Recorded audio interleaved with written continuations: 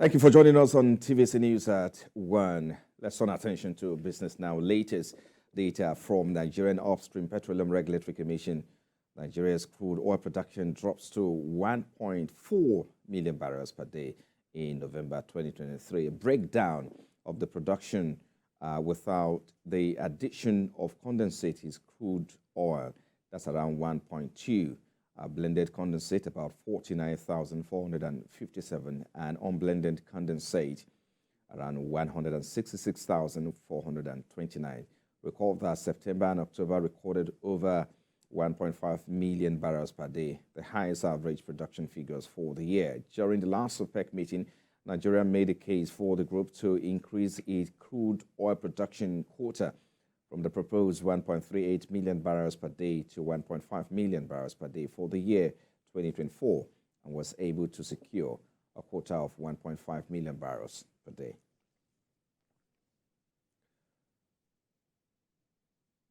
Away from there now, the Corporate Affairs Commission is set to delist 91,843 companies from its register for failing to file their annual returns with it.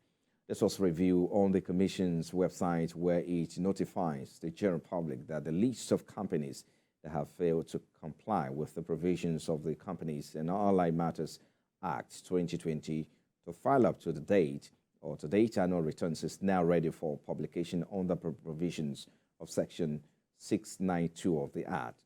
This is 2,738 less than the 94,581 names of companies initially published in August. Registrar General and CEO of the CAC, Mr. Garba Abubakar, said that the Commission will send a notice of striking off to the companies that will be impacted before taking the action that is required by the Act. And Governor of Lagos State, Mr. Babajide Sanwo-Olu, has restated his commitment to promote ease of doing business and create conducive environment for businesses to thrive and make Lagos the preferred destination for business. Governor Sanwo-Olu gave the assurance at the 135th anniversary and the investiture gala of Mr. Gabriel Dahosa as the 43rd president of the Lagos Chamber of Commerce and Industry in Lagos. Representing the governor, Secretary to the State Governor, Barrister Bimbola Salu, Hussein, noted that the chamber has remained committed to the vision of its founding fathers, successfully making the chamber a foremost advocate body of the business community. Barrister Salu Hussein assures the new LCC president of a strengthened relationship between the state government and the chamber to enhance more economic activities in the state.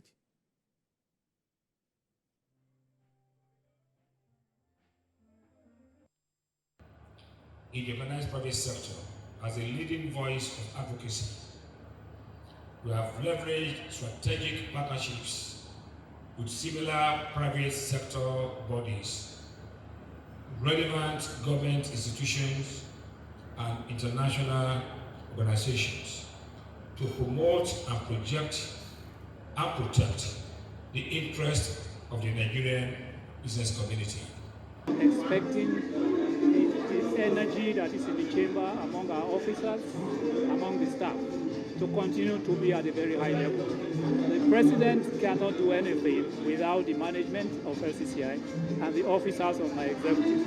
So I am as good as the executive and the council. So I expect that that energy that we have will continue to be there for me, and I will give every reason for them to continue to support us. Now, in a significant development for Nigeria's oil industry, the Dangote Refinery has received its first shipment of Agbami crude grade from Shell International Trading and Shipping Company Limited. This marks a major step towards increasing Nigeria's local refining capacity and reducing its reliance on fuel imports. Details in this report.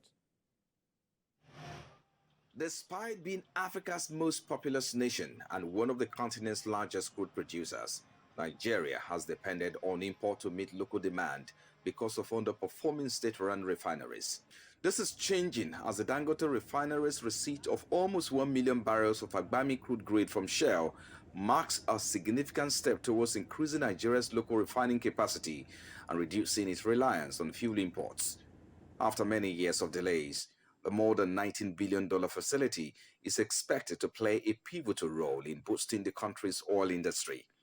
Speaking to the media, the company said the cargo arrived on a chartered vessel and was discharged into the refinery's crude oil tanks. Right behind me and facing you is the vessel we have all been waiting for. That's the MT Otis that's come to deliver about 999,000 barrels of crude for the Dangote Refinery. And the vessel, as you can see, is being assisted by two 80 tons bollard pull capacity tugboats, MPA tugboats, and with experienced MPA pilots trying to bring the vessel to the SPM. Commissioned in May by former President Muhammadu Buhari, the facility in the Lekki area of Lagos State is billed as Africa's largest oil refinery. Dangote Refinery is one of Nigeria's single largest investment and is expected to contribute significantly to the nation's economic growth. Without any shadow of a doubt, this is a testament to the can-do spirit of the Nigerian, and especially the irrepressible son of Africa, the president of the Dangote Group.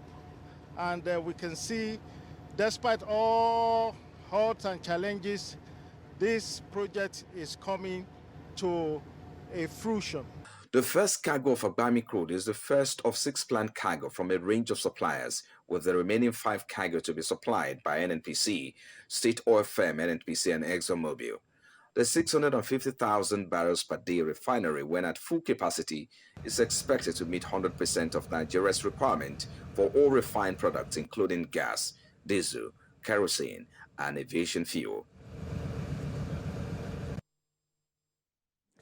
Outside Nigeria now, Asian shares crept higher today while the dollar eased as investors stayed cautious ahead of a crucial U.S. inflation report that will set the tone for the week filled with central bank meetings. MSCI's Broadex Index of Asia Pacific shares outside Japan 0.38% higher. Japan's Nikkei rose by 0.72%. Overnight, U.S. stocks registered modest gains but managed to close at new highs for the year. And China blue chip stocks eased by 0.28%, while Hong Kong's Hang Seng Index fell by 0.2% as investors looked for signs of policy support after data showed China's November consumer prices posted their fastest fall in 3 years. In currency market, the Japanese yen remained in the spotlight as the yen strengthened by 0.41% to 145.58 per dollar in early Asian trade after sliding nearly 0.8% yesterday. The dollar index, which measures the U.S. currency against 6 rivals, including yen, eased 0.06% to $103.99.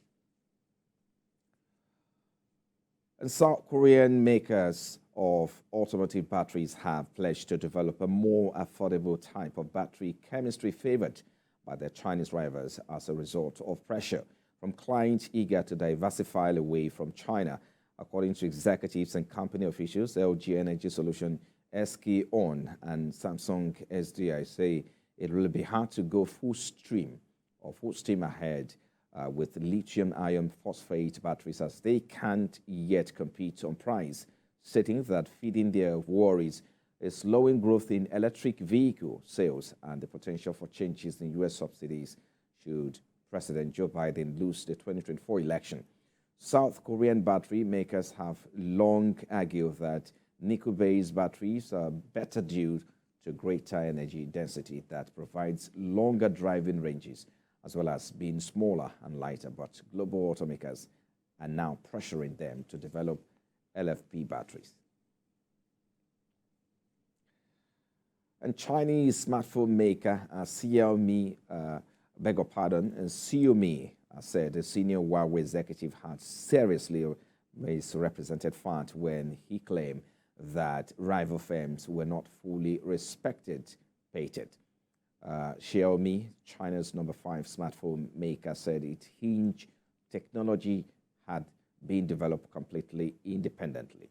It added that its patent has additional component when compared to the patent reference by you, and that the patent reference by you was not made public until June 2021, months after Xiaomi had made public statement about its Dragon Bone technology. The spot comes amid intense competition in China's smartphone market, with both companies having recently redoubled their effort in the high-end segment. And crude oil prices ticked up today, but investors remain cautious ahead of key interest rate decisions and inflation data releases, while concerns over excess supply and slowing growth in demand kept its lead on gains. U.S. West Texas Intermediate crude rose to sell at $71.42 per barrel, with an upward price review of 0.14%. Brent crude futures also experienced an uptick of 0.12% to sell at $76.12 per barrel. Morning Light recorded a price decline of 0.17%, selling at $76.53 per barrel. For the OPEC basket, crude oil dealers are offering $77.47 per barrel.